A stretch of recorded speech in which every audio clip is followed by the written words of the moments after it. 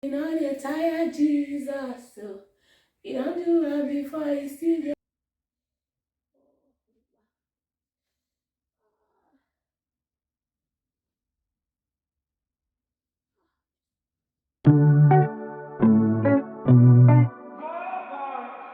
you know the tired Jesus, so you don't do it before you see the do it again, cha. You know the tired Jesus, know the tired Jesus, so blessing, blessing, know the tired Jesus, so you don't do it before you see the do it again, cha. You know the tired Jesus. Hello everyone. Okay, so uh today is the D-Day. So you guys will be like, oh, this one almost like this one is not in any labor. Anyway, it's actually because I'm not in labor yet, but I am going to the hospital for induction of labor. And that's because here in the UK, the moment you exceed your 40 weeks, they give you extra 10 to 12 days. They give you extra 12 days. And after that 12 days, or exactly on that 12th day, they will induce you if you are yet to go into spontaneous labor. That is, if you have not been booked for CS. And in my case, I don't have any indication for CS. So I'm going for a vaginal delivery. So because I'm not yet in spontaneous labor, so I'm going to be induced. So we have packed our bag and we're about leaving the house now. And you guys will be like, I'm all smiley and all of that. And that's because I just know that the Lord is in charge and there's nothing for me to worry about. So guys, I'm gonna be taking you guys along. So now we're about leaving the house and then going to the hospital, and from there I'm going to be induced and then baby is going to come. So guys, come along with me. So you guys can see that it's raining, and actually we've been trying to get a cab for about some minutes now, and none of them is just coming through. So since I'm fine, nothing, I was just like, okay, let's just walk down to the bus station. So on our way to the bus station, more so, the hospital is very close to the house. It's just about 4 minutes drive, 4 minutes bus drive to the house.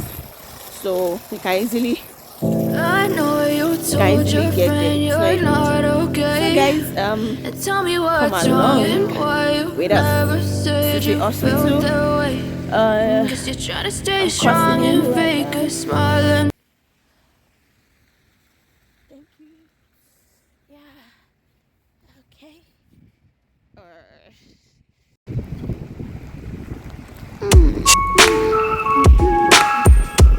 So we are in, and here is the children's center.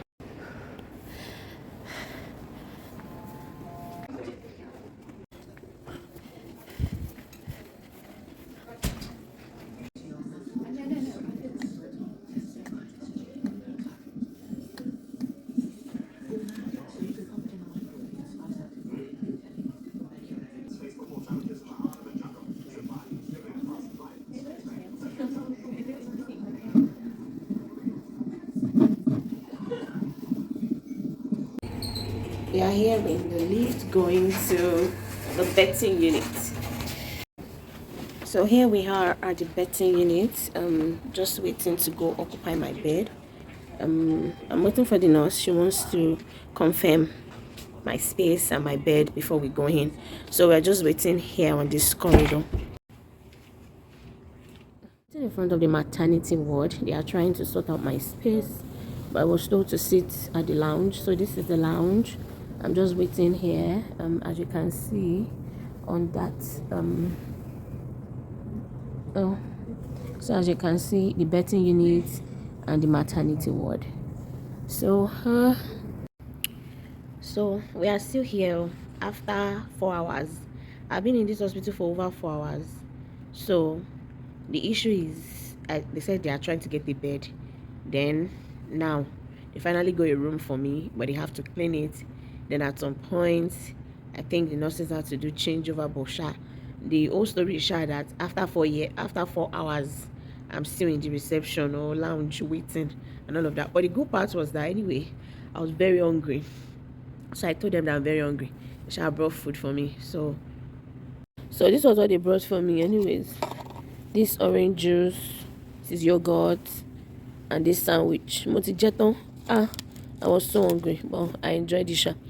So they said it will soon be that the room will soon be available. That I shouldn't take. I'm just going to keep waiting until they come. Actually, I'm already tired. You get like see, I've not even started anything. I'm already tired. I don't even understand. This is already like 8 p.m. and I'm still wondering that are they going to induce me at this time? Because I know in Nigeria, induction is usually like you start induction very early in the morning, so that whatever will happen should happen during the day / evening. But this one they want to start inducing me at night. I don't know. The part that's even vexing me is the fact that when I'm supposed to be sleeping, low room, and now in the middle of the night, I'll now be contracting. Then, oh, but I cannot complain because they've sure found space for me. If there's no space, what will I do? I cannot do anything now. Okay, so you'll be hearing a sound in the background. That's my baby's heart beating. So it's a monitoring. We call it cardiotocography. So they are monitoring the fetal heart rates, contractions, and some other stuff. They call it. It's just to monitor how the baby is doing generally. So right now this is like past 10 at night, so I'm likely not going to get an induction again today, so maybe until very early tomorrow morning, hopefully, if everything goes. So anyway, I actually feel a bit disappointed because I'm like, I spent the whole day, anticipating that okay, I'm going to get induced, and here we are, nothing happened, and I have to wait till tomorrow. But I just believe that everything is working in my favor anyways. I just don't want to feel bad about it, or feel like or just take it in a negative way. Fine. And maybe I feel like I could have invested my day in something more meaningful, but I kept waiting that I can be called at any time to come down to the hospital, so that way I couldn't really do so much today at home. But it's all fine.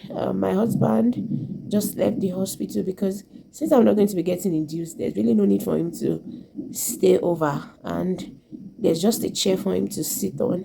So I just said he should just go home and sleep and come back tomorrow morning. More so, it's not like there's anything that I urgently need him for. So that's why I just said, I can go home. It's just for me to, after this monitoring, maybe a few, I don't know what will come up. Maybe I may just have a cervical sweep and then I will sleep till maybe tomorrow morning when the induction will start. And anyway, somehow I'm hoping that I will actually go into spontaneous labor before the induction, because at the moment I'm having some contractions. It's just that they are not strong. So I'm just praying that they become stronger maybe by morning, so that I don't really have to go to the induction. But I just know I'll be fine. That's all. So this is my side room. And the side room is quite nice. I'm going to show you guys what it looks like later on when they remove these straps for me. So this is about 6:30 the next morning, and yesterday night the induction was started. I actually wasn't thinking they were going to start, but eventually around 10 past 10 at night, the pressure was put in. Oh gosh, it was painful. It's not like the regular pressure that we use in Nigeria. In Nigeria, we just use like misoprostol tablets, but this one, I think the misoprostol is packaged inside a cotton, I don't know, more like a cotton strip, and then it has this plastic capsule, that kind of thing. And so it was painful getting that in anyways, but at least it was there. And this morning I'm beginning to have like regular contractions, not so much though, but at least it's regular, and they're just trying to monitor. I've been connected to the CTG again just for monitoring, and just to see how things go. So after this now, I think they'll just allow it to progress. Hopefully I won't need more than this pessary. I just hope that we don't have to go to the level of oxytocin. Okay, so and also I've not really been able to sleep, or I hope I'll be able to get another sleep like this morning before things really go like serious. All right, guys.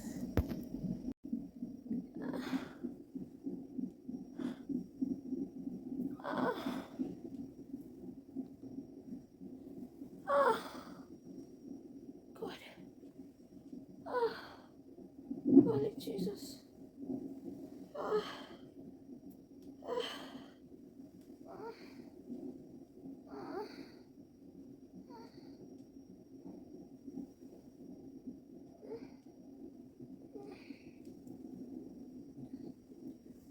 Jesus Christ.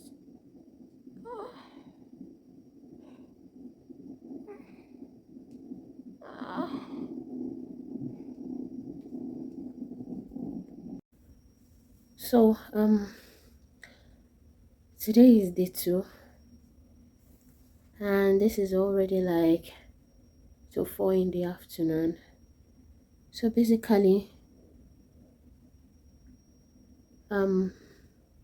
this is like my room, a side room, my boy's side room. So just going to show you guys what it looks like. So basically, these are bowls in case I feel nauseous and I just need a bowl to throw up. Then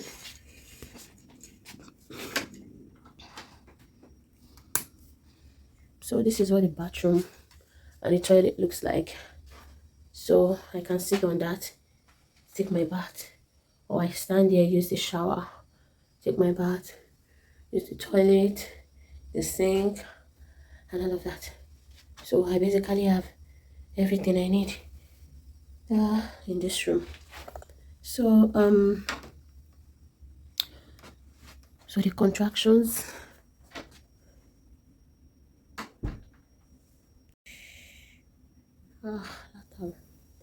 So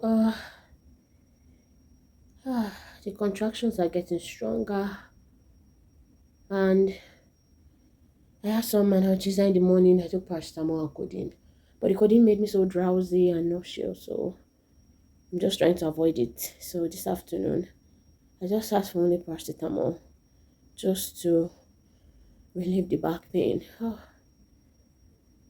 So I just finished a session of CTG monitoring, and the nurse said if the contractions become more stronger or more frequent, they might need to remove the pessary and give me some moment to rest.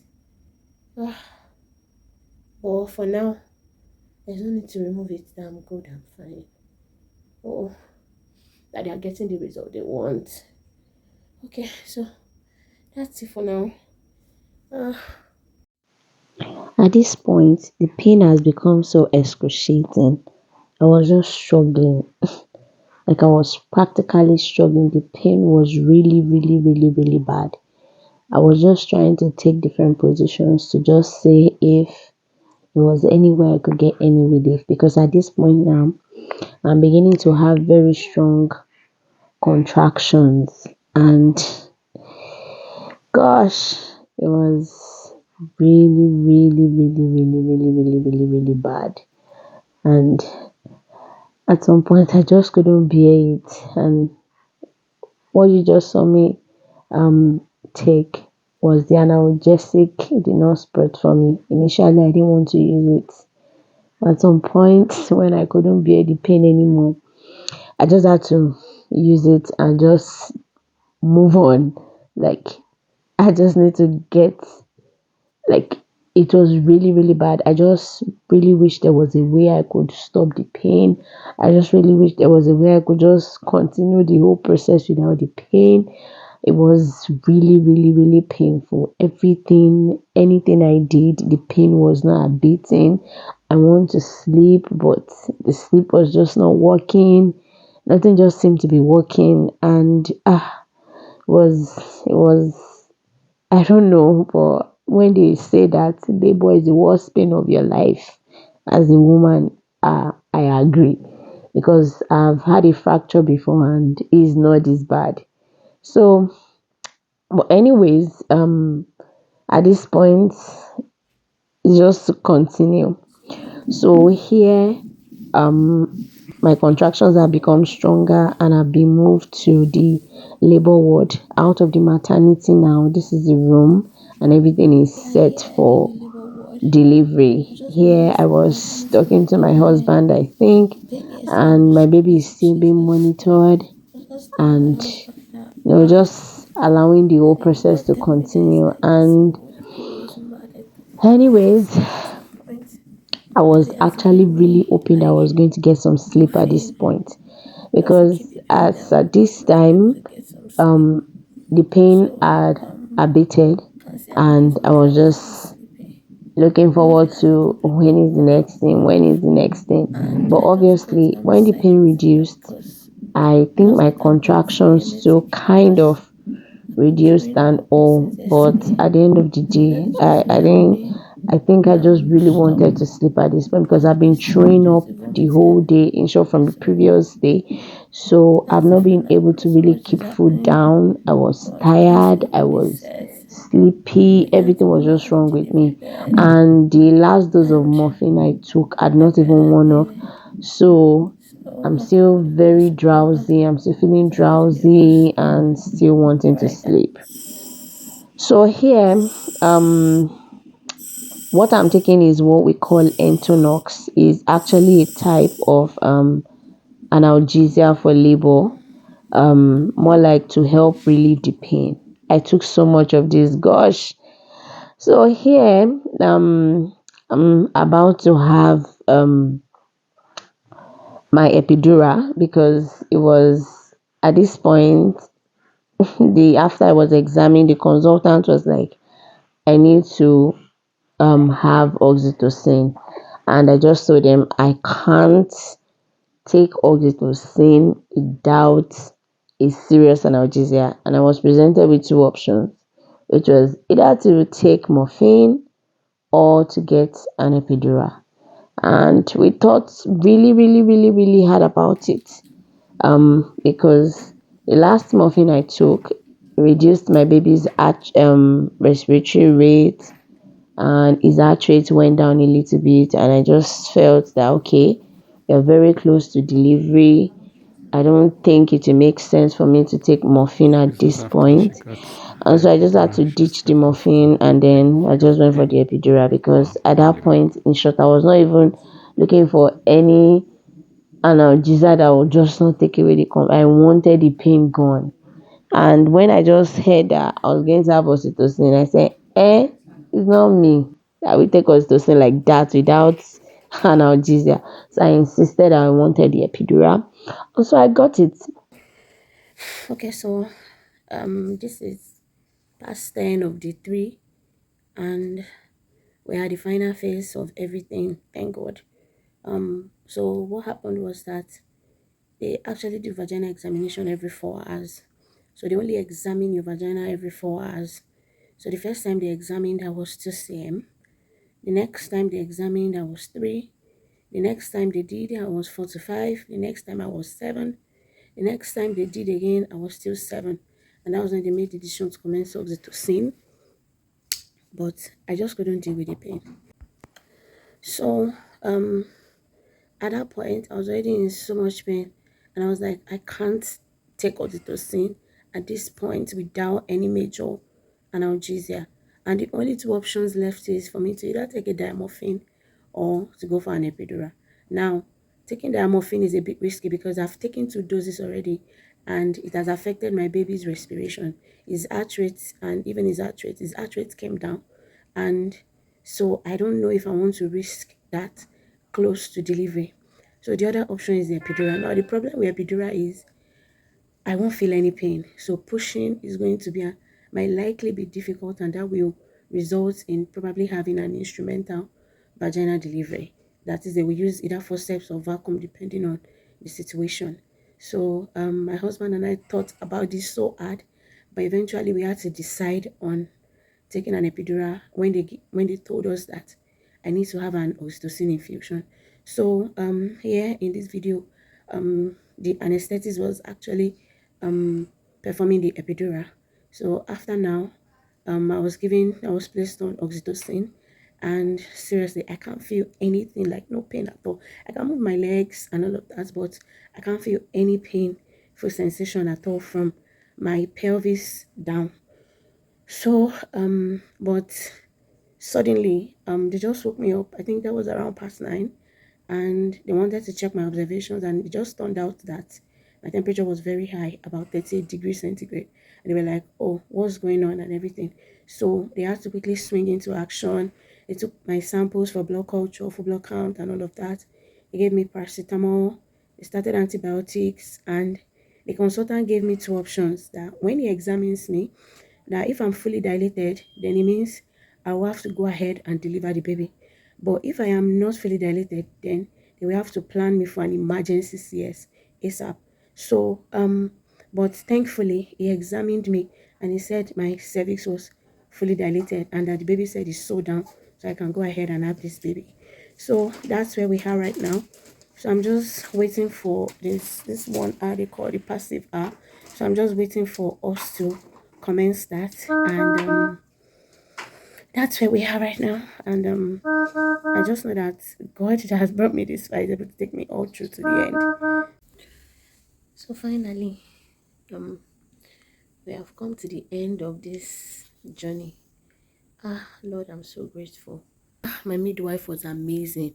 Like, I just thank God for how he arranged everything, and she was the one that managed my labor. She was so amazing, and it wasn't actually as painful as I thought it was going to be. Like, I'm so glad the whole thing is over. I had an epi, but the suturing, everything was so cool. Everything just went well, and I'm so glad that our bundle of joy is here, and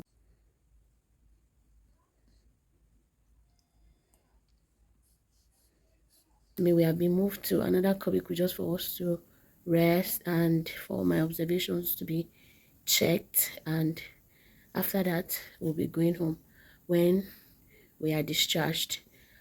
But thank you guys for following, and I hope you enjoyed. Please don't forget to like, share, comment, and also subscribe to this channel. Till I see you guys again, make sure you stay healthy. Bye.